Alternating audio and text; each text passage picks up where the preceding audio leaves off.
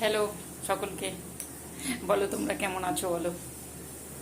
চলছে গরমে, গরমও আছে, ভালো চলছে। দেখো, ইডলি করেছি সুজি দিয়ে, সুজি আর দই দিয়ে। সুজি, দই, বেকিং পাউডার, বেকিং সোডা, এই দিয়ে সুন্দর ইডলি হয়। এমনি তো চাল ডাল দিয়ে তো হয়ই, এটা চটপট খাবার জন্য হয়েছে। আর এই যে এই সাইডে দেখছো, এটা হচ্ছে একটু গাজর দেওয়া আছে গ্রেট করে, তাহলে আরও সুন্দর হয়। আর এখানে চাটনি আমি করেছি বাদাম আর ছোলা দিয়ে, ছোলার ডাল, ছোলা নয় ছোলার ডাল দিয়ে।